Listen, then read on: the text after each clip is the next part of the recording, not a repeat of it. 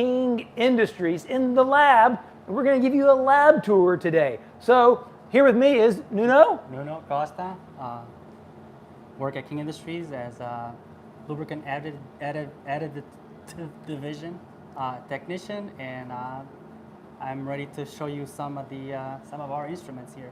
Because we talk about these things all the time. Now, one of the things we talk about a lot in our videos, especially when we're testing motor oil, is the oxidative stability of the motor oil, right? When we're doing that used oil analysis, we're looking at that oxidation to see what's happening. So we want to screen and kind of understand, how does that new oil, what do we think it's going to work like? The test we're going to use for that is the PDSE. That's one of a couple of different ways we can kind of measure oxidation, right, Nuno? Yeah, this is one of the important ones. It tells you how far and how long a sample will survive under extreme temperature and extreme pressure. Before it breaks. Before it breaks down. Yeah. Let's show you the device here, right? This is my first time doing this, hang with me. So this is the PDSE, which means it's the pressure differential scanning calorimetry. Right. So this is our DSC cell. Of course, is equipped. This cell is equipped with pressure. Oxygen is we filled this chamber with oxygen, and we ran some of our testings. We have an example here. So we're going to put the oil sample. We're going to put it in these little bitty things, right? About like 3 milligrams of a sample are used. It's a very we got to put it in this tiny little balance, and you got to measure out. Yeah, the amount is necessary for the instrument to kind of quantify how long does it take for the sample to completely decompose. And this is an example of 2 samples of PaO4, where one sample, the red one here, is 100% PaO4, and as you can tell, it took about less than 20 minutes, about 10 minutes, to completely decompose and to produce this. And that's in straight base oil, no additives. Correct. Okay, yeah. So that's an important thing to understand here. So we're talking about usually is a fully formulated full oil. So it's base oil plus the additives. What we're measuring right here is just what's that tendency of the base oil itself to handle the temperature and pressure. I see the question is King Bearings. No, not King Bearings. This is King Industries. This is a chemical manufacturer here in Connecticut. Norwalk, Connecticut. Yeah, Norwalk, Connecticut, right. So what's cool, I'm going to repeat it one more time here. This pressure vessel is going to be filled with oxygen under high temperature, high pressure, and there's a really thin film of oil in one of these little bitty samples. Yeah, little. Call them pans. Yeah, pans. The T0 pans. Yep, and it's going to heat it up, expose it to oxygen under high pressure, high temperature. We're trying to break the oil, just like it's going to see in an engine, right? It's going to see these really, really high temperatures. It's going to see high pressure. It's going to see oxygen. It's going to be in a reactive environment. We're trying to break the oil, and we're able to do it here in the lab. So the longer it runs before it reaches that breaking point, the better. So again, you're saying this is... So this sample here, the PaO4, on its own, the way you measure this, what they call the induction time. Yep. It's the cross between the line, the secant line of this area here where the inflection takes place, with the horizontal one. So this one is hard to really see. Right, yeah, it just basically took off. At that point where it crosses, it's going to give you a time, and that's where you report your induction time. This sample in green, it's the same PaO4, right, ran exactly at the same temperature at 170 degrees with the same flow of oxygen going through the cell. But as you can see, that rising temperature, so this rising temperature is as the sample breaks down and gives you an inflection point, and the heat flow goes from positive to negative, and you can tell like when it's broken, when he breaks down. So this one here, not only you hardly see a slope, but the slope takes place at a much higher number. So it would be like 65 to 70 minutes. So like it would be the line, the secant of the horizontal line with the secant of the vertical, of the more Right. of the slope, and the crust will be like somewhere around. And what's cool 75. is that was just 20% of the alkylated naphthalene added to it. So this Pretty cool stuff, ain't it? Is our low viscosity, high oxidation temperature alkylated naphthalene, and in this case being used at 20% as a co-base. Right, co-base, to the PAO. PAOs are known to have a high thermal stability, but the alkylated naphthalene gives it, other than more solvency, it also gives it slight. That's a great point. The reason why you don't normally see a PAO oil, especially in an automotive engine oil by itself, is that PAOs, while in a previous video we mentioned all the great things about PAOs, there is one negative to PAO. Because of that pure chemical structure and how uniform it is, it has pretty poor solvency. So usually you have to add in some kind of co-base stock with it. So what we see here is not only are we actually able to improve the oxidation stability for the PAO and make it even more stable by adding the alkylated naphthalene. Alkylated naphthalene also is less competitive. It's still polar, but it's not as competitive to the surface, as, say, an ester. So a lot of people are familiar with PAO and ester blends or full ester oils. Well, this is your first hint. Alkylated naphthalenes, they have some distinct advantages over esters, and obviously you can see an AN plus the PAO, that is pretty awesome that way. So, and this is without additives, because if you additize the samples, you probably would see more of an increase or more of a difference. So in some cases, the difference is so, like this takes so long to happen that we actually have to increase the temperature. You run it up to 170 during a normal working hour. All right. So that's just one piece of the machinery. Now let's go look at the other one, right? I'm going to show you turning around here, and boom. So, all right, Nuno, tell them what this is. So this is our SRV4. This is a machine that measures the coefficient of friction of oils. Again, one of those machines that require very little sample. One single drop allows you to do all the testing. And the way it works is basically you have this ball, the steel ball. It's made out of a special steel, CR06. Yeah. Anyways, and this is placed on top of that metal disc. Yep. So this ball is going to be placed basically on top of the disc. When just one single drop of the oil, we set up the pressure, the vertical pressure between the two surfaces, and we set up the amplitude of the stroke. How it shakes, yeah. So usually, in most of the cases, we run 1 millimeter. It would be the amplitude of the shake. The frequency of the oscillation, it's set up usually at 70 hertz, and the temperature, it depends. If you're looking for engine oil applications, you're probably looking for something around 140, Speed it up, 150 degrees Celsius. And we look for how long, we look if the sample completes the 2-hour run, because sometimes the EP or the AW, the extreme pressure, or the anti-wear or the friction modifier is not enough, and the sample seizes or welds, that will increase the coefficient of friction above 0.3, and that will automatically make the machine shut down. Got it. This machine can be used for oils, it can be used for greases. This is an example that I'm running some greases, some of our additives. And this machine can also, we can also explore the EP additives. So extreme instead pressure. of running always at the same load, we can run like the same temperature, but every 2 minutes, we elevate the pressure or the force, the vertical force between the two surfaces by 100 newtons. And we do this until the machine fails. we produce the graphs, and that's an example. It's another tool that we have in the labs that we can use to differentiate between different additives Cool. over here. All right.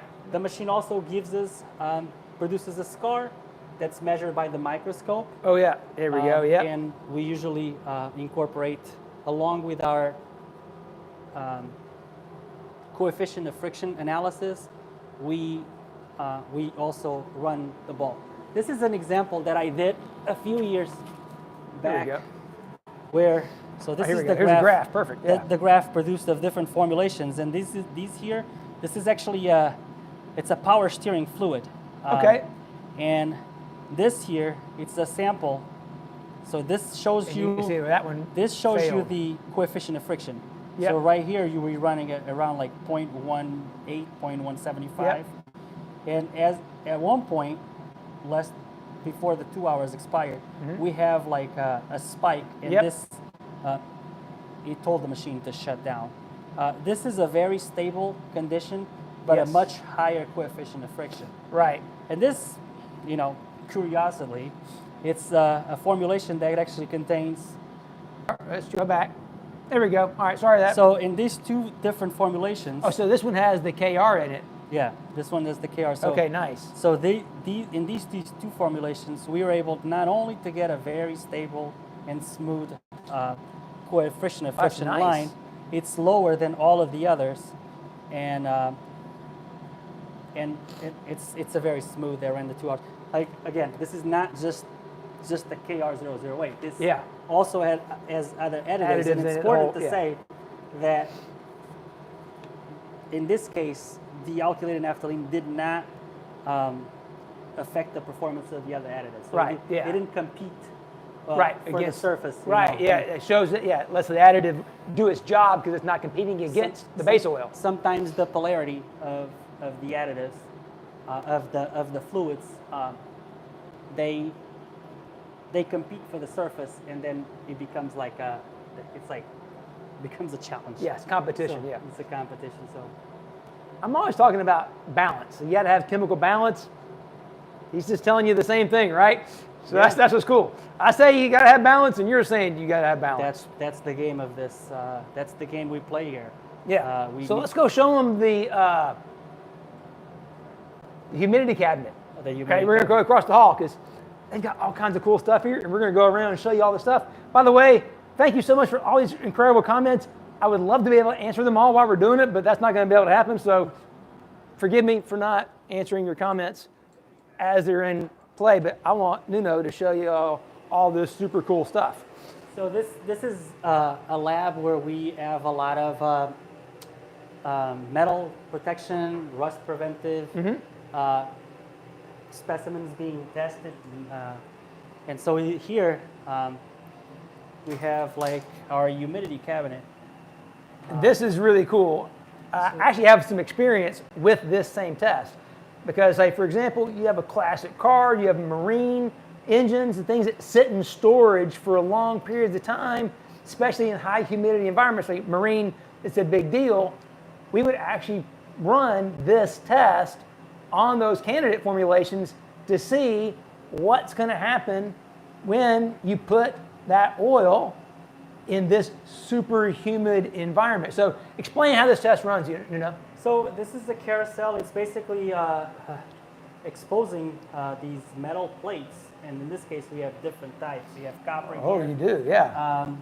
And in this test, we're exposing the parts to 100% humidity. This cabinet opens twice a day. This one you have to do it manually. That one over there, the next cabinet, it opens automatically twice a day. So the temperature is set up at 50 degrees, and you basically look for failures and rust to form on the panels. Right. And here's some perfect ones coming along too, right? So what you'll normally see is at the cutouts where it's being held is where you'll see the rust forming. So this one's coming by right here. You can see a little bit of rust right there on the edge of that one. And that would be, a slight fail. Yeah, no, actually here's a big fail back here coming, failure. and the way you run this you can measure both front and back of the panels, and Right. you run one or two, and you create like an average Correct. between Yeah. the different ones. And you can see and, that- and failures look differently Right. depending on the film. Like that Yeah. one, you can see there's like a barrier that's coating the panel, and the Oh, water. you can is see. like, Yeah, you will can see how it's start beating up. Yeah. To overcome, it starts to go under the panel. Yeah. Down there, like there's some copper panels, and these are Yep. like parts that customers actually use. They cut pieces, and we are able to Yeah. test that for It's a working lab. Don't worry about that. Yeah.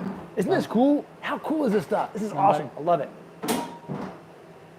All right. So we've seen this. We don't want to disturb the test any longer than we already have. right next to it. You're good. You're going. Well, what we have over here. Oh, this is that for the outdoor stuff, right? So this is a good example of outdoor panel testing. But what I really wanted to go show them, let's go show them the lab next door where we got some of the other really cool instruments. I'm trying to remember which ones was over there. So we have like Oh, the Demulsibility. yeah. So Oh, for the yeah. This is a lab where we have a few demulsibility test rigs. Okay, yeah. Basically, we fill up this tube with 40 milliliters of water and 40 milliliters of your oil. Okay, so it's on top is oil, on the bottom is water right now. Correct. Distilled type 2 water. Yep. So these two are allowed to equilibrate. This is a viscosity, it's a low viscosity oil. So this test is going to run at 54 degrees Celsius. If you have a higher viscosity, you run it at 82. Right. But anyways, we spin this pedal will go down, and for 5 minutes, that pedal will agitate at 1,500 RPM. And once the 5 minutes expire, you remove the pedal, and you look for the separation of the water with the oil. So this is not 5 minutes, but just to give an idea. Yeah, yeah. But you So- see that it's starting to separate. So the water will start to separate from the oil, and you want for the separation for the emulsion that exists between the oil to be less than 3 milliliters. Yeah. So there's different ways of running. Sometimes you only have 2 layers. Right. You don't really have 3 distinct layers. Yep. So in that case, you would be like 43 milliliter of the oil with 37 milliliters of the water. But the idea is to have 37 milliliters of water left, and you take readings every 5 minutes until you achieve this. You have to produce this full separation in less than 30 minutes. Okay. If you run the 54 degree test, and less than 60 minutes if you run the 82. So show us an example of one that actually completely separated like it's supposed to. Okay, so Don't tell them what it is, right? But I know you got one back there that's.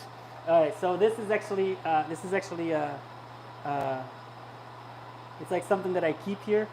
This is a product that contains one of our additives of King Industries, our Nasal 729, and this is. And you can see clearly there's oil here. There's a little bit of interface right there, and that's water. Yeah. And this was run over 10 years ago. Yeah, so the reason why I keep this is because this full separation took place in about 10 minutes. Okay, so it went from completely mixed to fully separated in 10 minutes. Yeah, and some of the water, as you can see, you should be at the 80 mark. Yep. Some of the water actually escaped over the years. Now, the same sample, Watch this, here it comes. after 10 years, this is the way it looks. And that's terrible because we have complete emulsion and it's been stable for 10 years. Since 2015. That's nuts. If I go through my notebook number, I could tell you exactly when I ran it, but that's one of the cases. So it's pretty interesting. So the reason for that, because somebody asked the question, what's the point? Well, with modern hybrid vehicles, because the engines don't run constantly and get fully up to temperature, emulsion can be a problem because you can get a lot of water buildup in the oil. So you don't want a complete emulsion, but you also have to be careful too because you don't want it to completely separate either. It's kind of a balancing act. So while we just showed you that humidity cabinet test, corrosion protection is really important. So when you see that these oils are hybrid formulas, they're actually running some of these exact tests on those oils, and they're probably using some of the chemicals you guys are making to help pass those tests, because there's a pretty unique operating situation when you have these hybrids, because they're not getting up to temperature, they're getting water, they're getting fuel mixing with the oil, so you got to manage those things. And you got some other tests running here too. Oh yeah, this is basically demulsibility, rust, AFNOR, hydrolytic stability, Cincinnati milk run. Those are like the 5 tests that you must pass when you start a new formulation for hydraulic compressor applications. So here I'm just looking for the rust protection of these spindles. This is called ASTM 665. This is the B version, where I'm testing what 500 ppm of one of our AWs, an amine phosphate, does in PAO, in the alkylated naphthalene, and in an ester. Got it. These are I viscosities. They run all around like 150 centistokes. Yep. At 40. But yeah, so I'm just trying to do some homework. But basically 300 milliliters will go into a 300 milliliters of your formulation to that line. The bath is set up at 60 degrees Celsius, and then after 30 minutes you polish that spindle to the original state with 2 different grids of paper. And then after 30 minutes of placing the spindle in the oil in the hot water bath to allow the sample to equilibrate to the 60-degree temperature, you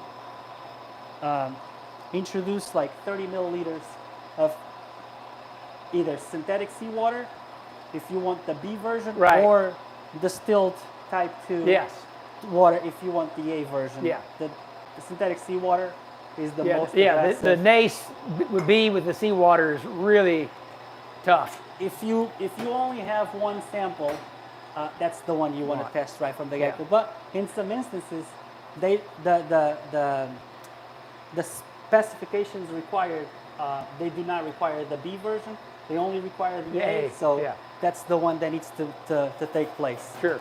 All right, I saw one thing back here I want to show you guys real quick. And thank you, Crusher74, for moderating the comments for me, because you're right, I'm not reading all of them, and I can't keep up, so thankful somebody else is doing that job for me. Appreciate it. We've mentioned before in previous videos that, when you see color in oil, like, say, green or purple or red, that is dye. So check out this. Here, that's a group 1 base oil. That's a group 2 base oil, a group 3 base oil, and then a group 4, that's PAO base oil. And you can see that there's actually slight difference in color, but they're all still fairly clear. But these are kind of the natural colors just from the base oil alone. So that's kind of one of those fun things. Now, this next test, I know they're all my favorite. I get really geeked about this stuff. I get that. But this one is really cool because this is air release. And air release is super important. Yeah, it's another surface characteristic test where, depending on the viscosity of the oil, you set up a temperature to which the oil is going to be tested. Yep. So this is basically a jacket Yep. where water runs and it gets heated. So you have a heated oil, because this is the water jacket. You're putting the sample in there, and then you're passing air through it. So the air will bubble through the sample. Yep. For 7 minutes using this glass device. We're going to basically apply the air at 20 Pascal, and we we really like after the 7 minutes. So just give it like so. Yeah. We have this 5 milliliter sinker, they call Mm-hmm. this, suspended in this very expensive platinum wire. Yeah. But so this will take you get the reading, the weight of the sinker in the air. Then you have the sample equalized to the temperature, and you're going to have the weight of the sinker in the sample. It's going to be different because of buoyancy. Now we're going to bubble the air. So you're basically getting the buoyancy of the sinker in the oil. Correct. Before you bubble air through it. Yeah, correct. So you're going to get a difference there.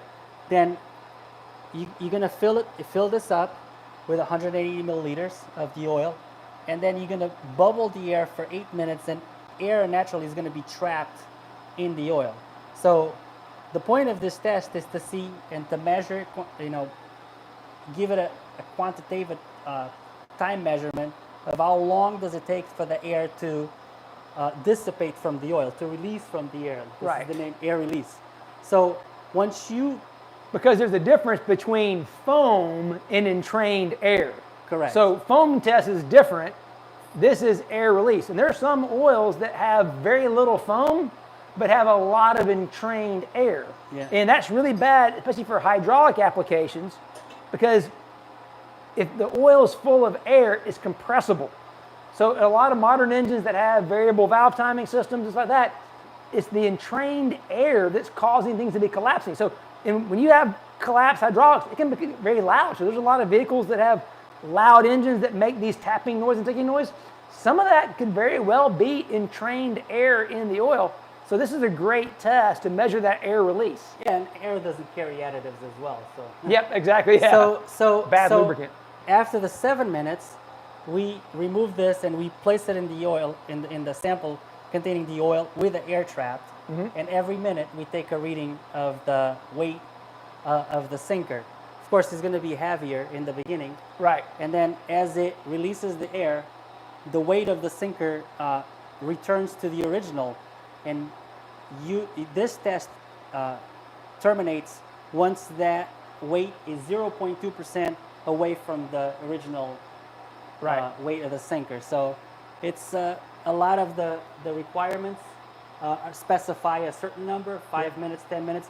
It changes, of course, with the viscosity of the oils. Yep. And with different viscosities, you run different temperatures. Below 9 centistokes, you would run it at 25 degrees. Between 9 and 90, you run it at 50. Above 90, you run it at 75 degrees. And that's it. So speaking of viscosity, let's go look at the viscometer next door. Oh, yeah, why not? There we go.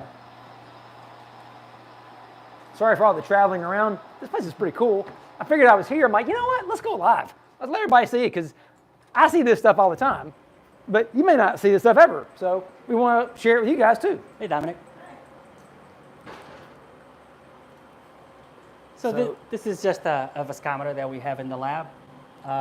Quick and viscometer readings. It gives you, you can change the parameters. Like you can run viscosity at 40, you can run viscosity at 40 at 100, and you get a viscosity index from it. Yeah. You can actually scan a viscometer where you can make like a profile where you can get 20, 40, 60, 80, and 100. So right, and that's what's different with this machine compared to a standard viscometer, where a standard viscometer actually has a bath, and you're measuring the viscosity of that fluid in a calibrated orifice at one temperature. And this thing is kind of like lets you kind of go crazy hog wild. You can do whatever you want. It's so much quicker today. Like 15 years ago when I started, if you were running like a Cincinnati milk run, thermal stability, let's say you ran 4 samples, you had like basically 8 viscosities to run, 4 before the test and 4 after. And so each viscosity measurement required 3 different measurements. So, that would be 8 times 3. So that would be a whole day. Running viscosities here. I grab a syringe, I'll inject it, I'll come back to look at the number. Yeah, that's pretty so crazy. So we do one after the other. And it's easy to clean, easier to... Because the old ones, like literally the bath ones, you've got to stabilize the thing in the bath for like 15 minutes. you have to equilibrate the temperature. Yeah. And you So- have to choose the right one because you want that difference to be read within 180 seconds. Right. So sometimes you guys like, oh, I'm going to use this one, but no, you have to use a different glass tube with a different channel, so you can actually between the two bulbs, You can actually- that difference should be like 180 degrees, Yeah. if I remember correctly. Yeah. No, you're 100% right. Yeah, it's got to be. Yeah, 'cause if- so we can do these things while we're setting up an RPVOT, for example. oh yeah, I'll show you this. So like we have here, like So this is the output of the RPVOT, which is the rotating pressure vessel oxidation test. So we showed you the PDSC earlier. This is kind of the equivalent, another version of another way of getting there. yeah, so this is like not really a real life test, but it's a fast and crude way of measuring the oxidation stability of your oil. Yep. So 50 milliliters of a sample will be placed in a cup like this, Okay. and then you coil this copper. So basically, this is going to be your catalyst. Okay. You want this to be, as an ASTM 2272. Yep. Everything has a number. So you want to be 55.5 to 55.6. Yep. So you place this, and you put 50 milliliters of your oil. Got it. Of the sample to be tested. Along with the oil, inside the beaker, you put Ranger 10. Ranger, do not put 1540 Rotella in the EcoBoost. That is not good. I did see that. Don't do that. So along with the oil, you put 5 milliliters of distilled water. Okay, yeah, put water. So you got water, you got copper, you got the oil, and then you put in here. So you're going to put another 5 milliliters of oil here, of water inside the chamber. You closed in the chamber. This has a magnetic cup that will rotate the sample Got it. over time. You pressurize this chamber at room temperature with 90 psi of oxygen. Okay, yeah, so you got, again, pressurized oxygen, you've got a catalyst. You're doing everything you can to try to kill the oil. And you have water. And, Yeah. and then once you turn the unit on, the unit will raise the temperature to 150. That's what you can see right here. So the pressure, the temperature is the red line. Yep. It went from, let's say, close to room temperature to 150. And the pressure, the initial pressure of the unit was at 90 psi. And as the temperature increased, the pressure went along. And this will create a graph basically like this. So this is a full, Got it, yeah. a full temperature graph. So the same slope that you see over there, it's like expanded on this case. Yep. So temperature, 150, pressure went into a maximum at 196.5 psi, which is that point over there. And then the unit will measure how long it takes for the pressure to drop 25.4 psi. Right. And this delta, it's called the induction time, which is called the break-in time, and it records right there. Yeah. And so we test a lot of our formulations using this method.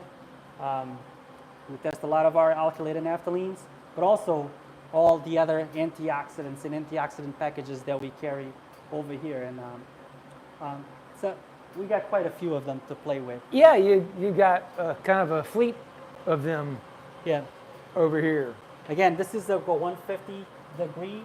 So if somebody has like an oil being used by an industrial piece of machine, they could take a small sample, run this machine, and if the machine, let's say, like if the original RPVOT was, like, let's say, 1,500, and all of a sudden they take a sample out of the running machine, Yep. and they say like, oh, this RPVOT now is like 700. They go like, it may be time to change the oil. Yeah. Depending on the manufacturer and depending on what the recommendations are. And a lot of times these machines, they top it off with new oil. They take as much as they can, but they put more oil. Yeah. And that mix is actually that blend between the two of them. Yeah, right. So some turbine oils, some methods like actually measured exactly that. Yeah. So this is more like of a real life test. So I want to say, what's really cool about these guys is, they're not we call it an oil company. You know, they're not making finished lubes. They make the components that go into the finished lube. So they're dealing with everybody. So you could very well be using oil right now in your car, your truck, even in the engine or transmission or gear, that these guys made one of the components that went in there. Isn't that kind of cool? I think it is. Here, all right, back to it. Show me what we got here. So this is more like of a real life. Instead of 150 degrees, we're running, it's called a TOS test, turbine oxidation stability test. Yep. This particular, you run the TOS, and you run another method. It's called the 1,000-hour sludge. Another 1,000-hour sludge for hydraulic applications is widely used. But anyway, so these tubes, they contain originally 300 milliliters of your oil blend. Got it. To this line, and they can run wet or dry. If you are testing, for example, an ester, you're not going to run a wet application. Right. You're going to run a dry application if the base fluid is 100% ester. Right. So in this particular case, we're running group 1s, 2, 3s, and 4s of one of our packages. It's a compressor oil package, and it contains 60 milliliters of water, and we measure periodically the amount of the acid value. Yes, because in this test, the acid value is what's increasing as the lubricant's degrading and aging. Correct. So the breakdown, it's going to be an increase in acid value, and then sludge, just like normal. Right. Yeah. Occurs. So inside this tube, other than the fluid, there's like a copper and steel coil. Okay. And got it. Oh yeah, you pull it back up again. And the reason why we have this tube. Yeah, there you go. You can see it. Yeah. Yeah, this one is going already at 9,000 hours. Yeah, that was. So it's a year in the run. That's taking a year. That one's been running for a year. Yeah, pretty old. It'll be, hours. Yeah. It will be like 9,062 hours the 17th of this month, and these and the reason why we have these tubes, they call the delivery tubes. These tubes will deliver the same type of oxygen that we use for the RPVOT. Got it. This is it will be delivered at 50 milliliters per minute, and these wells are set at 95 degrees, plus or minus 0.2 degrees Celsius. So it's very important to keep all of these parameters right on the money. Yep. So this is an example where we're running formulations in esters. For like our eco-label packages, we're running esters. Okay, yeah. So as you can see, see, this is how it shows you better how the copper and the steel coil look. Yep. You know, right from the get-go. Yep. And then again, I mean, it's less aggressive, but yet the ester is not going to last as long. So if you put it in water, yeah. No, well, yeah. If you put it in the water, it will last minutes. It would be a mess. It would be like you would regret having to clean that tube. Believe me. You say that like you've done that before. I did that many times. Yeah. Sometimes we get like these requests of people ask, "Oh, we want a wet TOS test," and we pay the price, and it doesn't take long. I mean, it's based on the type of ester, but either one of them, a diester or a polyol ester, they'll die. They'll die quickly in the wet. Yeah. It's just the nature of an acid mixed in with alcohol. Yeah. It releases water. When water goes into the system to form an ester, when water goes into the system, guess what happens? The acid reverses. Forms, it reverses. Yeah. So that's what they call a hydrolytic stability of the tube. So this is basically. Did y'all know that? For all you people who love esters, did you know that it's a reaction of an acid and an alcohol? Then it produces water and an ester. And when you combine water and an ester, and you put in a catalyst, air, things like that, it reverses. You may not have known that, but now you do. Yeah. So. What else we got? Anything else you want to show us? I think we could be here the whole afternoon, but I think we have stuff to do upstairs. I think you're right. So, thank y'all so much for hopping on, watching this. I hope you enjoyed it. If I go somewhere cool again anytime soon, I'll make sure I go live and share it with you. Thank you guys so much for supporting the channel, hanging out and geeking out with us. Appreciate it. See you next time.